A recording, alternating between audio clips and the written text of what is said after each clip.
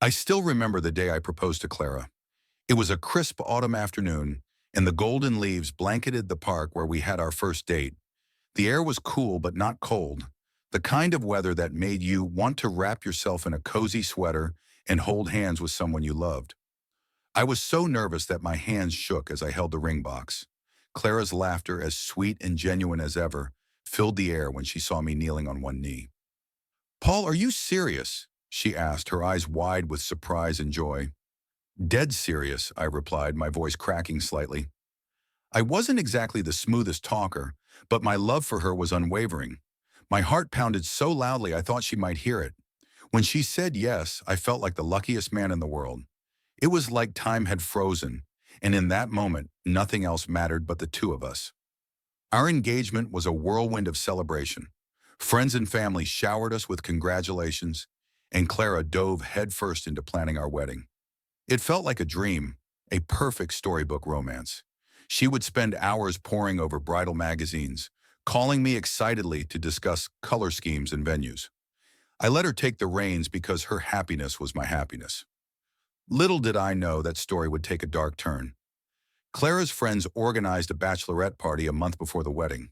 "Just some harmless fun," she assured me with a wink, her eyes twinkling with mischief. I trusted her completely, so I didn't think much of it. My own bachelor party was a quiet night with my best man, Jack, and a few close friends. We played poker, drank beer, and talked about the future. It was simple, but it was enough for me. I figured Clara's night would be similar, maybe with more dancing and cocktails. The first crack in our seemingly perfect relationship came 2 weeks later. Jack, who had always been a straight shooter, asked to meet me for coffee. His face was pale, and he looked like he hadn't slept in days. "Paul, I don't know how to say this," he began, fidgeting with his coffee cup. "But you need to see something." He pulled out his phone and hesitated before pressing play on a video. What I saw made my stomach churn. Clara, my Clara, was in a dimly lit room, laughing and flirting, with two men who were definitely not me. The video left little to the imagination. My heart shattered as I watched her betray me in the most intimate way possible. "Who recorded this?" I demanded, my voice trembling with a mix of anger and despair. "Rachel," Jack said, referring to one of Clara's friends. "She thought you deserved to know." I couldn't breathe. The woman I planned to spend the rest of my life with had destroyed my trust. But instead of confronting Clara right away, I decided to wait. I needed time to process what I'd seen and figure out my next move. The days that followed were some of the hardest of my life, and little did Clara know her betrayal would soon come to light. At night, I couldn't sleep. I would lie awake, staring at the ceiling, replaying the video in my mind. My chest felt heavy, as if a weight was pressing down on me. I thought about the countless memories Clara and I had shared, the spontaneous road trips, the nights we spent talking until dawn, the little notes she used to leave me on the fridge. They all felt tainted now. How could someone who seemed so perfect, so genuine, hide such a betrayal? Jack checked in on me daily. He was worried, I could tell. "You can't let this eat you alive, Paul," he said one evening as we sat in my living room. "You need to make a decision." But I wasn't ready to decide. Part of me clung to the hope that there was an explanation, some way to salvage what we had. Maybe it was a mistake, a one-time lapse in judgment. But the more I thought about it, the more the pain and anger consumed me. I started to see Clara's behavior in a new light. Her frequent nights out with friends, her secretive phone calls. Were these signs I had missed? Or was I just imagining things now, trying to piece together a narrative that justified my heartbreak? One night, I found myself scrolling through old photos of us on my phone. There was one from our first anniversary, a candid shot of Clara laughing as she held up a slice of cake.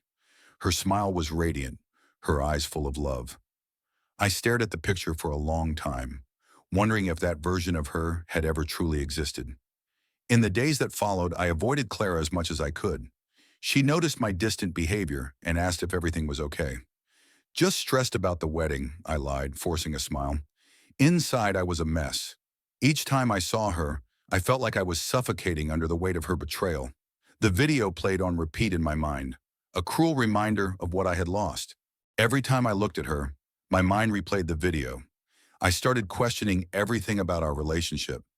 Had there been other betrayals? Was her love for me ever real?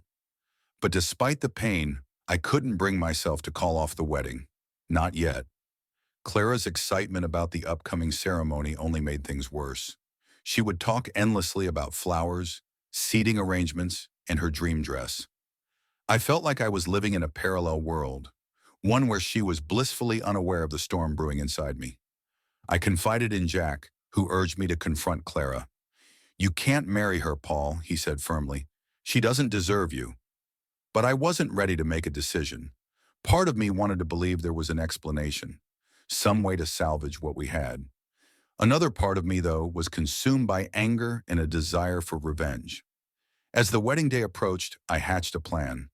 If Clara could betray me so easily, she deserved to face the consequences.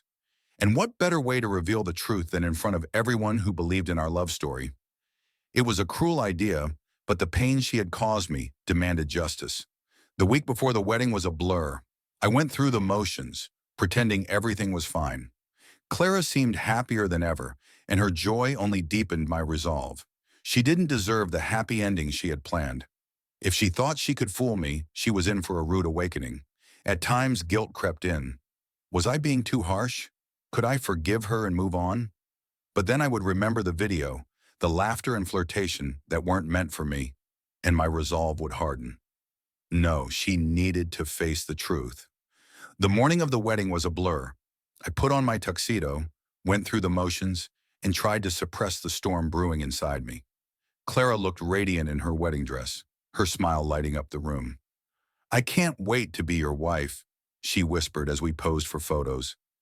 Her words felt like knives to my heart. The ceremony began with all the usual fanfare. Friends and family filled the church, their faces beaming with happiness. The officiant stood at the altar, ready to unite us in holy matrimony.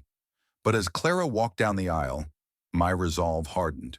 This wasn't going to be the fairy tale ending she'd imagined. When it was time for the vows, I took the microphone. "Before we exchange vows," I began, my voice steady, "I want to share something with all of you." Confused murmurs rippled through the crowd as I signaled to Jack, who was sitting in the front row. He connected his phone to the projector, and the video began to play on the large screen behind us. Gasps filled the room as the footage unfolded. Clara's face turned ghostly pale, her eyes wide with horror. She tried to grab the microphone from me, but I stepped back. "I trusted you, Clara," I said, my voice breaking. "I loved you. And this is how you repay me?" Tears streamed down her face as she stammered, "Paul, please, let me explain." But I wasn't interested in explanations. Turning to the stunned audience, I declared, "This wedding is off. I deserve better than this."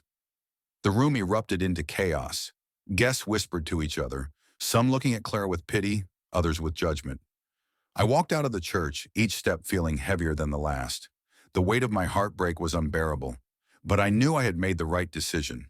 In the weeks that followed, I tried to pick up the pieces of my shattered life. The wedding fiasco became the talk of the town, and I received a mix of sympathy and criticism. Some people thought I was too harsh, while others praised me for standing up for myself. Clara tried to contact me multiple times, begging for forgiveness. She sent long texts and even showed up at my apartment once, but I refused to see her. The damage was done, and there was no going back. Eventually, I started therapy to deal with the heartbreak. Through it, I realized that Clara's betrayal didn't define me. I deserved love and happiness, and I wasn't going to let her actions rob me of that. A year later, I found myself at the same park where I had proposed to Clara. This time I was alone, reflecting on how much I had grown. The pain of that day still lingered, but it no longer controlled me. I had learned to let go and move forward. Life doesn't always go according to plan, but sometimes that's a blessing in disguise. As I watched the golden leaves fall, I felt a sense of peace. My story wasn't over. It was just beginning.